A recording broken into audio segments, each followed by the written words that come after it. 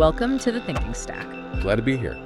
Today we're really going deep, undertaking what you might call an elaborately exhaustive dissection of Jordan Peterson's 12 Rules for Life. And we're using our integrated thinking stack framework, the ITS, to do it, layer by layer. Exactly, layer by layer. We want to leave no stone unturned. We know you, our learner, are often looking for that shortcut to being really well-informed. Right, someone who loves those aha moments, but maybe doesn't want to feel totally overwhelmed by complexity. Precisely. So this exploration is, well, it's designed for you. We'll carefully unpack the truth claims. The ethical questions. Systemic implications, the embodied wisdom, how it applies in the real world. Resilience, too. How it holds up under pressure, and crucially, how you'd actually execute these rules. It's a widely influential book, so it deserves this kind of thorough look. Prepare for a journey that hopefully balances the big picture with some memorable details. Offering a really engaging but still deep understanding. Okay, let's get into it. Layer 1, the cognitive cleanse. This is our what's actually true layer. Stripping away the wishes, the fears, the assumptions. So what's the truth architecture here? Peterson seems to blend a lot of different sources, doesn't he? Oh, absolutely. It's a fascinating mix. You've got Jungian psychology, evolutionary biology, quite a bit of biblical allegory, mythology. Yeah. It's all woven together. Which sounds rich, but maybe confusing. Does it blur the lines sometimes? That's the core challenge, I think. It creates this narrative richness, definitely. But discerning what's being presented as, say, hard biological fact versus what's more interpretive or metaphorical, that can be tricky. The threads don't always lead to the same place, you know? Right. Like rule 1, stand up straight with your shoulders back, the whole lobster analogy. He presents that almost as a universal neurochemical thing based on serotonin and dominance. Yeah, the argument is basically lobsters evolved these serotonin-based dominant systems. Humans have hierarchies. Therefore, human hierarchies are natural, biological, maybe even inevitable. But are we reading too much into the lobsters? Is it a bit of anthropomorphism, projecting our stuff onto them? That's a really sharp question. Yeah. It's a classic case of taking an observation in one species, and a pretty distant one, neurologically speaking, and making it a universal principle for humans. It feels like a leap. It is a leap. Human hierarchies are incredibly complex, symbolic, institutional, culturally built. They aren't just scaled-up lobster fights. And serotonin in humans does way more than just status signaling, right? Exactly. Mood, learning, bonding. It's not just the alpha chemical. So citing lobster serotonin to ground human posture and social standing, it's, let's say, cognitively questionable. It risks being misleading. Okay, contrast that with Rule 6. Set your house in perfect order before you criticize the world. That feels different, more metaphorical. It does feel different. Less biodeterminism, more like a metaphor for internal regulation. Get your own stuff sorted first. It connects to behavioral psychology, the idea of agency, starting small. Taking responsibility for your immediate environment. Right, building competence from the ground up. But the ethical questions kick in later, like does a messy room really disqualify you from seeing societal problems? We'll get there. Okay, then Rule 8. Tell the truth, or at least don't lie. This one seems to hit on multiple levels. He frames it almost mystically. Truth aligning with being. Yeah, there's a semi-mystical, moral imperative feel to it. But it also aligns pretty well with clinical psychology, doesn't it? Self-deception being a core problem. Spot on. This rule touches both philosophical ideas of authenticity and very practical mental health insights. There's research suggesting lying less improves health, reduces tension. Like that Notre Dame study from 2012. Precisely. And work by people like Lisa Feldman Barrett suggests that being precise and truthful about our emotions actually helps us regulate them better. So, yeah, strong psychological grounding here, even with the grander framing. And Rule 12, pet a cat when you encounter one on the street. That one seems simpler, maybe more grounded, like an existential metaphor. Yeah, finding joy in small things, being present, ties into effective neuroscience, maybe. How simple, positive moments impact us. I think so. Yeah. It taps into our need for connection, for moments of calm. Mindfulness, small, positive interactions, they matter. A grief connection with an animal can genuinely shift your state. It's a reminder to notice the good stuff, however small. So, summing up this cognitive cleanse layer, the verdict seems to be strongest when Peterson sticks close to modern clinical psychology. Right, and weakest when he uses those biological metaphors, like the lobsters, as sort of fixed moral axioms for humans. It blurs fact and interpretation too much in those cases. Exactly. The key distinction for you, the learner, is spotting when he's on solid scientific ground versus when he's building a more metaphorical or philosophical argument using analogy. The strength really varies. Okay, let's validate some specific claims then, really put them under the microscope. Claim 1 again. Hierarchy is hardwired into our biology, based on the lobsters. What's the specific cognitive cleanse pullback? The main pushback is false equivalency. Human hierarchies equals lobster hierarchies. Ours are symbolic, institutional, cultural. Sapolsky's work on primates shows even their hierarchies are more fluid and context-dependent than Peterson often implies. Not rigid, predetermined structures. Not at all. And again, the misuse of serotonin. It does much more in humans. So the bottom line from this layer, using lobster logic for human morality is basically pseudo-evolutionary reasoning. It doesn't hold up. Doesn't hold up. Okay. Claim 2. Tell the truth. Or at least don't lie. Rule 8. We touched on this, but recap the cognitive validity. Much stronger here. The idea that truth aligns with being and lies corrode the psyche. You find support. That Notre Dame study showed fewer physical symptoms, less tension when people lied less. Tangible benefits. Tangible benefits. Plus, Lisa Feldman Barrett on emotional precision, improving self-regulation, and psychotherapy, self-deception is often seen as a core issue hindering growth. So truth as alignment with reality, internal and external, seems psychologically robust. Makes sense. Now, claim 3. Before you criticize the world, put your house in perfect order. Rule 6. What's the cognitive fault here? The main fault is the false dilemma. It sets up an either, perfect personal life or our no right to critique. That ignores that you can work on yourself and care about social issues.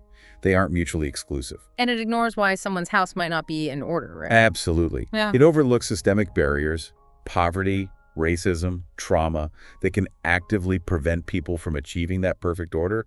It assumes it's always just a matter of individual willpower. So saying self-order is a precondition for advocating justice. It potentially silences the very people most affected by injustice. Precisely. It's a cognitive fault because it sets up a flawed premise and ignores context. Self-order doesn't equal a moral license to speak. Okay, let's shift to a claim with seemingly stronger backing. Claim 4. Pursue what is meaningful, not what is expedient. Rule 7. Why is this one considered more valid? This aligns really well with established psychology. You've got Viktor Frankl's work on meaning being a primary human drive. Man's search for meaning, yeah. Right. Then there's self-determination theory. Ryan and dissect showing autonomy and purpose are crucial for well-being. Acting in line with values feels good. It's intrinsically motivating. And long-term goal studies. Exactly. Mitchell, Moffat. The ability to delay gratification for a meaningful goal links to better life outcomes. So, neurobiologically, psychologically, the emphasis on meaning over short-term expediency. It's one of Peterson's most solid points. Fair enough. And briefly, claim 5. Assume that the person you are listening to might know something you don't. Rule 9. Cognitive validity. High cognitive validity. It promotes intellectual humility, counters the Dunning-Kruger effect, basically makes for better conversations and learning. Good principle for dialogue. Okay, so across all rules, thinking about that cognitive clarity rating, can you give examples of clean truth versus narrative bias? Sure. Clean truth might be rule 2. Treat yourself like someone you are responsible for helping. That's grounded in self-compassion research. It's beneficial. Or rule 7 on meaning, as we just discussed. Makes sense. And narrative bias. Rule 1, the lobster thing, where the narrative seems stronger than the science. Or maybe rule 5, do not let your children do anything that makes you dislike them. The narrative bias there is centering the parent's feeling dislike as the primary measure, potentially overlooking the child's developmental reality.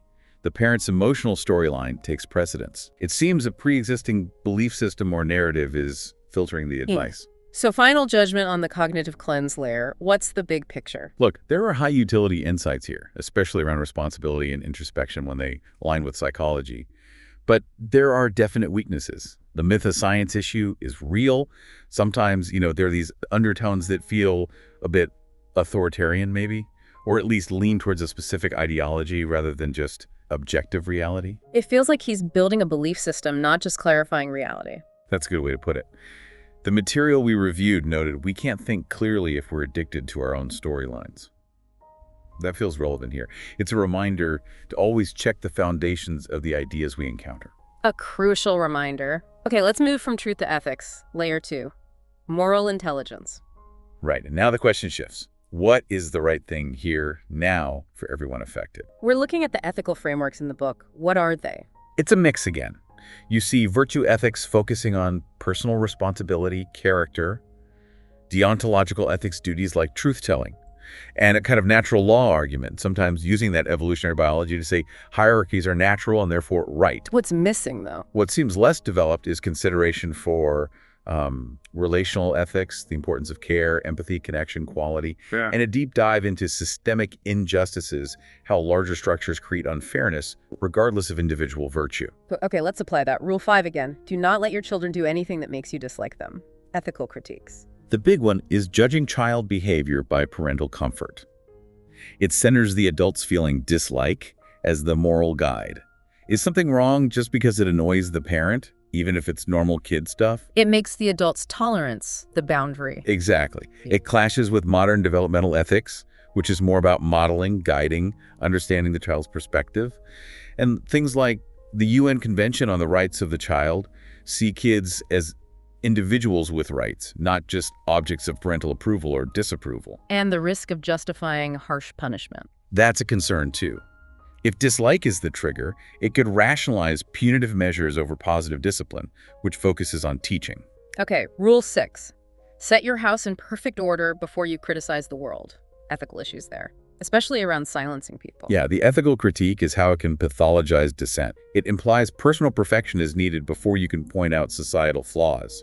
This ignores, again, those systemic issues that might prevent people from getting their house in order. Like poverty or discrimination. Right. So it risks silencing the very people experiencing the problems most acutely. It becomes structural silencing disguised as stoic virtue. It suggests only the privileged or exceptionally organized have the moral standing to critique power. That's a heavy implication. What about Rule 11? Do not bother children when they are skateboarding? Seems pro-autonomy, but ethical concerns. Concerns often revolve around gender essentialism. The examples tend to frame risk-taking, like skateboarding, as a primarily masculine virtue. A narrow model of growth. Kinda, yeah. It overlooks the diverse ways all kids grow and their different safety needs. Girls, neurodivergent kids, queer kids, kids of color, they might navigate risk and society differently. It also doesn't address teaching responsible risk assessment, just sort of letting them potentially get hurt as a presumed good. So if we made a moral intelligence scorecard, strengths and weaknesses. Strengths might be Rule 1, promoting personal responsibility, virtue ethics. Rule 2, encouraging self-care, also virtue. Weaknesses. Rule 1, used to justify unfair hierarchies, justice issue. Rule 5, centering parental comfort over child development, rights care issue. Rule 6, potentially silencing critique, justice structural issue. Rule 11, reinforcing gender norms, neglecting diverse safety needs, inclusion care issue. So the conclusion for layer 2, rooted in personal responsibility, traditional values. Yes, strong on individual virtue, but weaker on relational ethics, justice, and systemic awareness. It needs more empathy, equity, understanding of social dynamics to be fully intelligent, morally speaking. Strong virtue, maybe weak justice. Interesting distinction. Okay, layer 3, systemic foresight. Now we ask, what happens next and to whom? Yeah, we're zooming out. What are the wider ripples, the downstream effects of adopting these rules? What's the general systemic impact noted? It definitely resonates with people seeking structure, order, personal responsibility, which can be positive. But the potential downside is overlooking or even downplaying those systemic issues: inequality, bias, structural barriers. And cultural implications. Does it reinforce certain norms? It often seems to reinforce traditional norms, yeah. Which isn't inherently bad, but it can happen without critically examining if those norms are always beneficial or equitable now. There's also a risk of misinterpretation.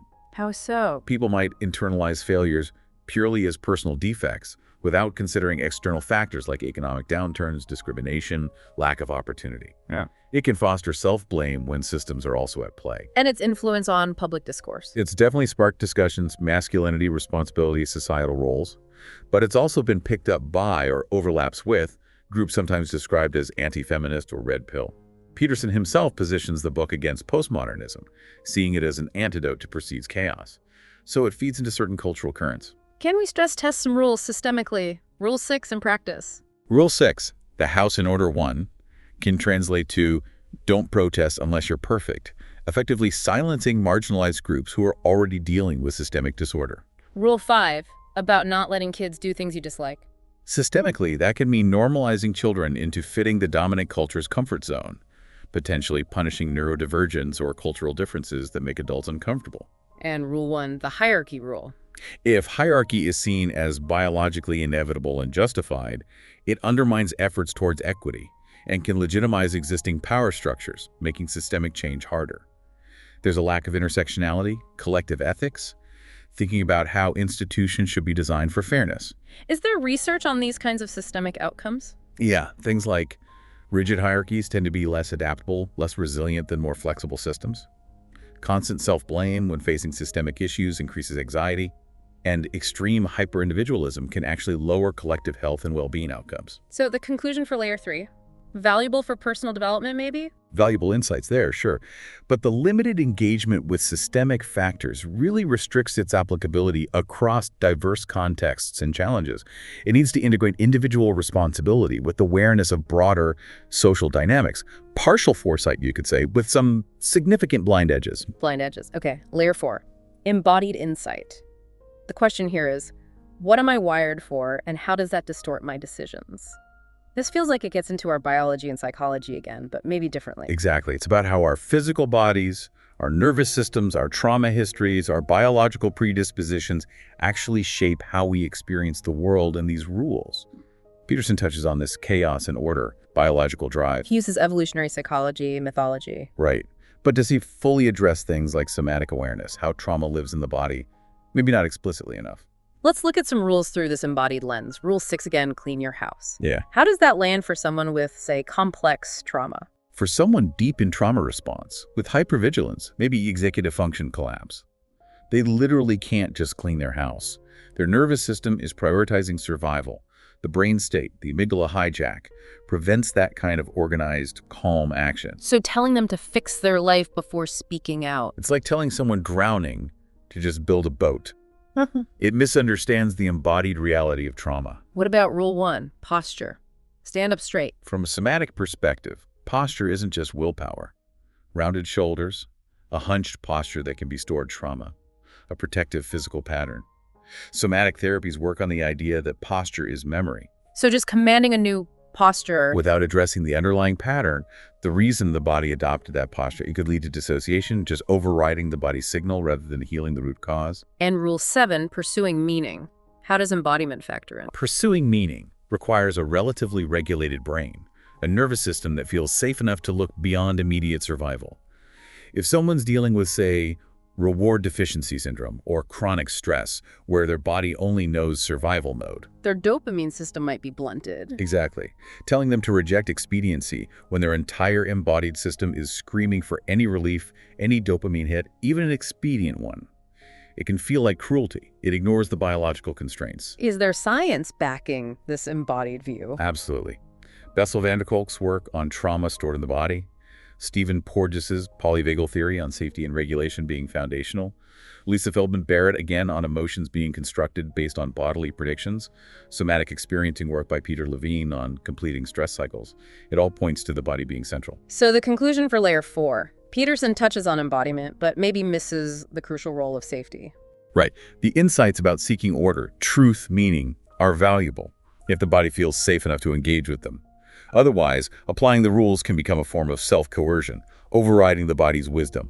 It fails to adequately address trauma, nervous system safety, somatic nuance, good theory, potentially harmful application if the body isn't ready. Right theory, wrong application without safety. Got it.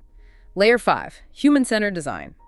The question, how do real people behave? This layer asks, is this framework actually designed for the complexities and constraints of real human beings in diverse situations? What is human-centered design, quickly? It's an approach that puts the human perspective front and center, understanding real needs, contexts, behaviors to create solutions that are desirable, feasible, viable for the people using them.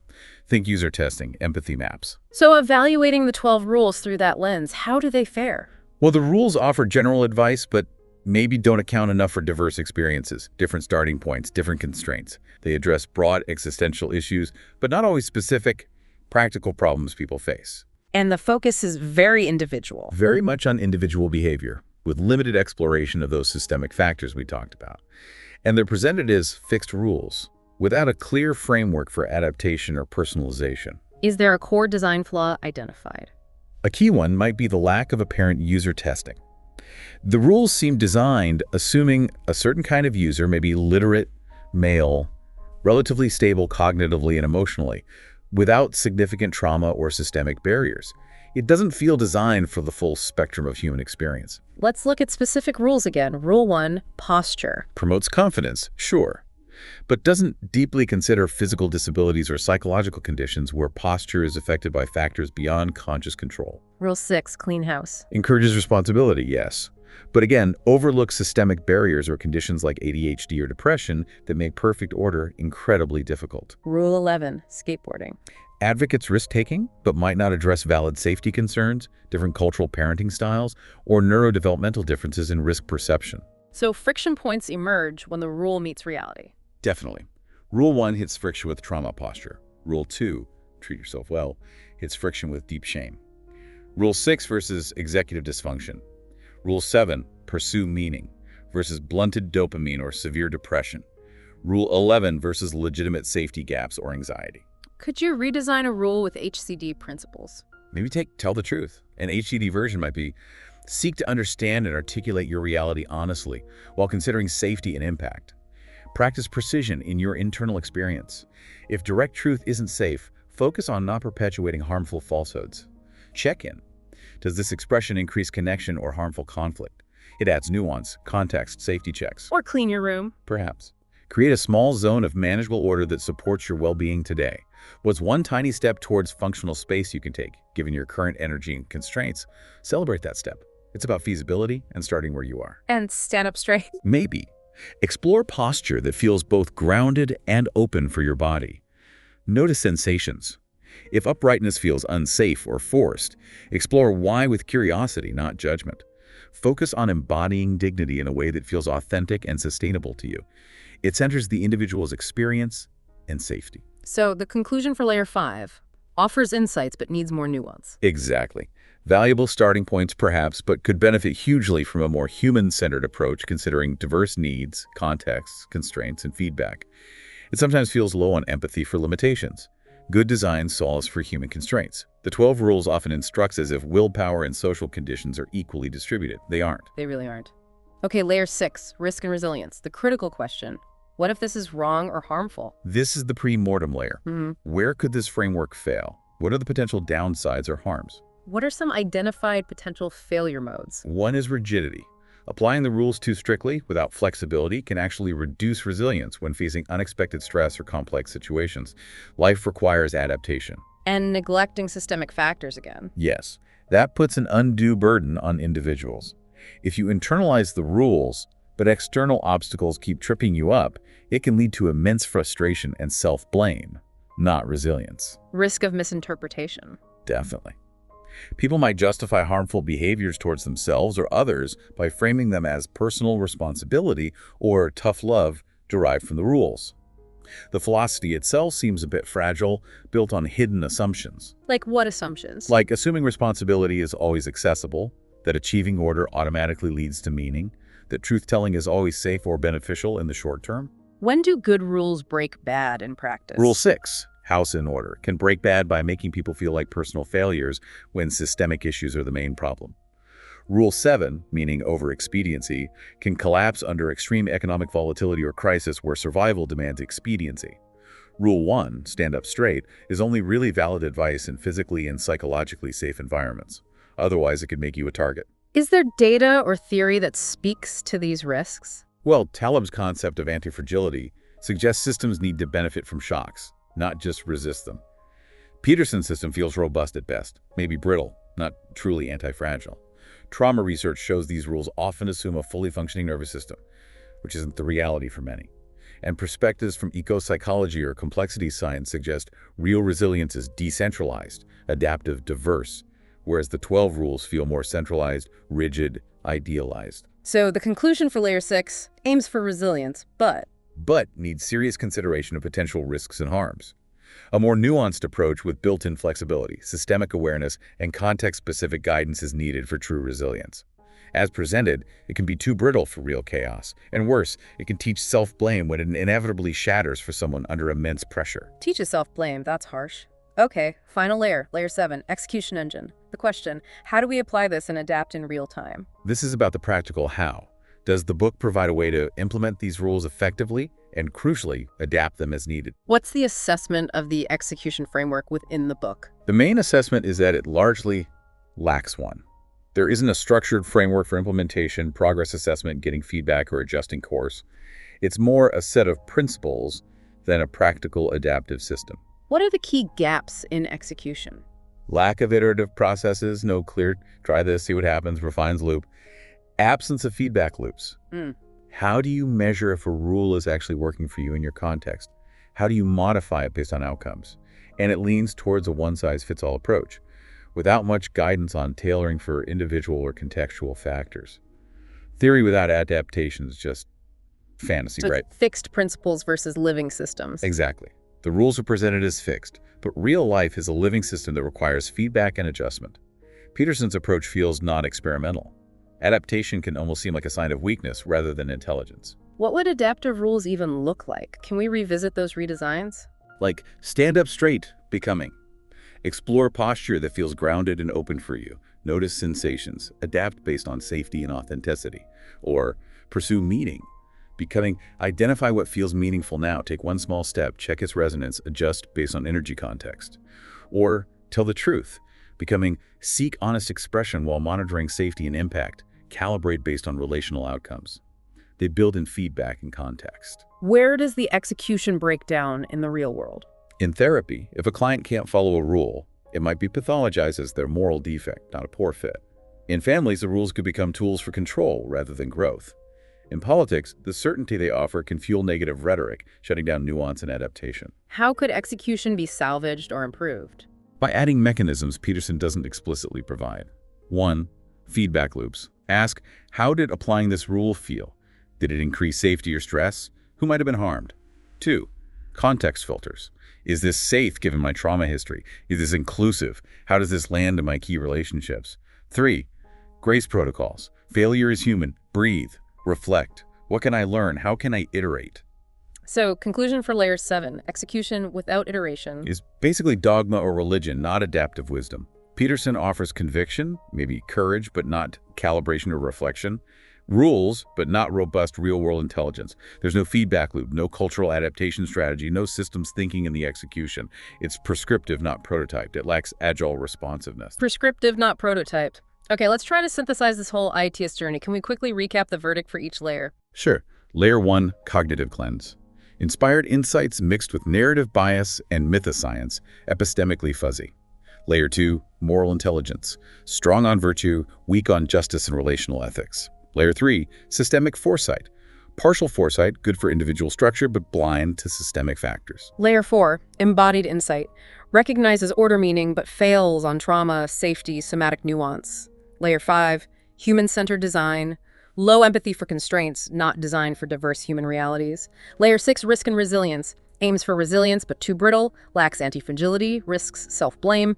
Layer 7, execution engine, prescriptive, lacks feedback, adaptation, real-world calibration. That about sums up the heat map verdict. So the overall ITS summary, strengths, failures, final verdict. Meta-strengths are perhaps providing structure and simplifying complexity. Meta-failures include that epistemic fuzziness, the systemic blindness, and execution without feedback. The overall ITS verdict.